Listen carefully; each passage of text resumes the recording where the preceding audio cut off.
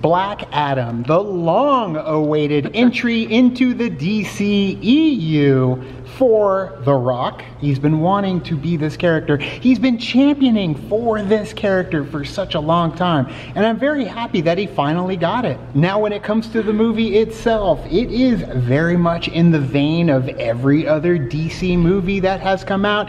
That's a good thing and a bad thing, just in the sense that you get the action, you get the characters, you get the powers, you get soups coming together and working together and fighting against each other in a way that is very stylistic and gorgeous at times, but other times it does feel generic, and it's something we have seen before. Yeah, there's a lot of elements that I did enjoy. Dr. Fate is definitely one of them. I do like the magic using in the movie, and then of course Hawkman.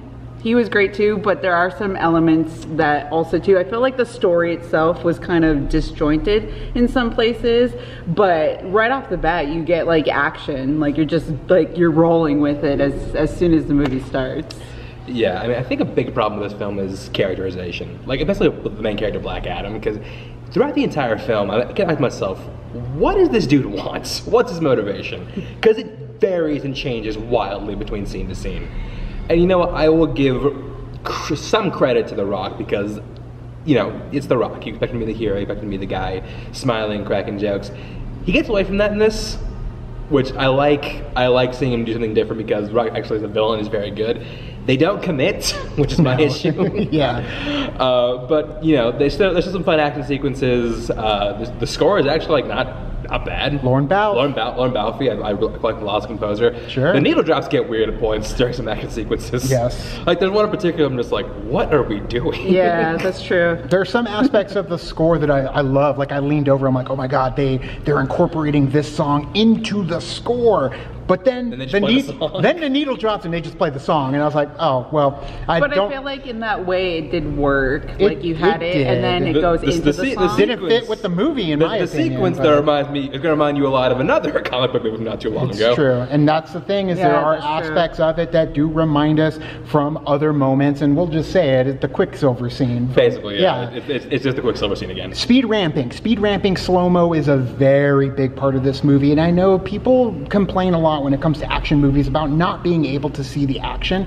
You can't complain about that here because you can see the action. Oh, it hangs on that action for like an uncomfortable amount. But yeah, I was gonna say, I feel like it hangs on it too much to the point where I'm like leaning forward because I want the story to continue on to what they're needing to do. Sure. And that's where I come to the point where I feel like where scenes were kind of disjointed a little bit because you're in the moment in one scene and then it kind of cuts to a different scene. You're like, now we're buffering in this moment and I want to continue this story. You gotta load. It's loading. It's loading for the action sequence. You get a cutscene to wait for the action that's about to come. It also falls in the trap of a lot of DCU movies and, well, a lot of comic movies in general where like the villain is just bland. It's like they just decide like, oh yeah, we need somebody with a CG army. With a CG army.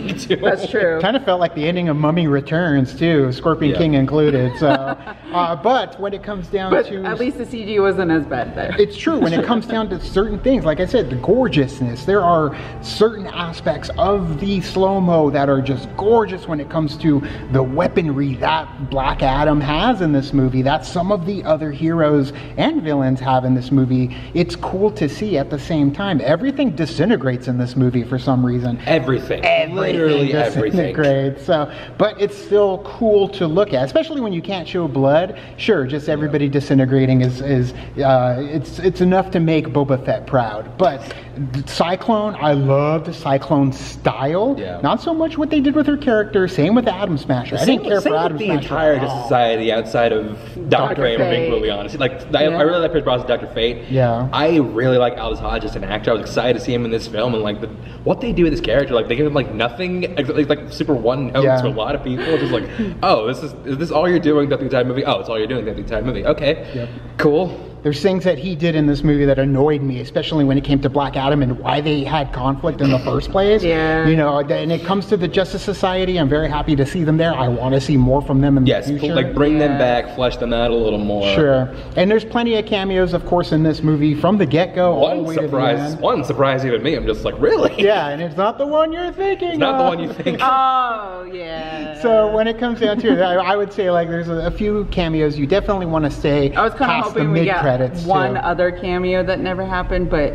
if you watched Peacemaker, then you would know. But yeah, You want John Cena in there? no, not John Cena. But when it comes down, Although, never mind. I just realized, yeah, John Cena should be in there, and then they have an all-out brawl. WrestleMania. yeah, they've done it before. DC Universe WrestleMania. But when it comes to Black Adam, The Rock, for me, he developed more charisma and character in the latter half of the movie. His sarcastic but stern demeanor that The Rock is great at, he doesn't develop that early on. So granted, he's just waking up. So I feel like I want to get more into that, especially when he gets a little bit more comfortable.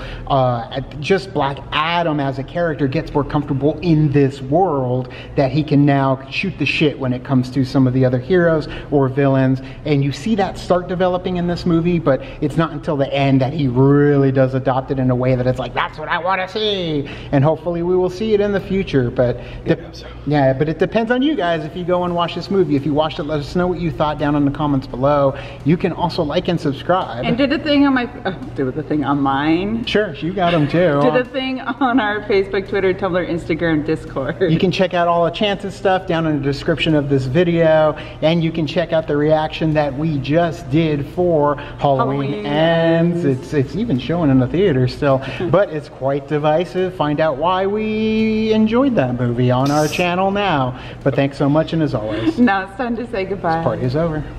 Bye. Bye.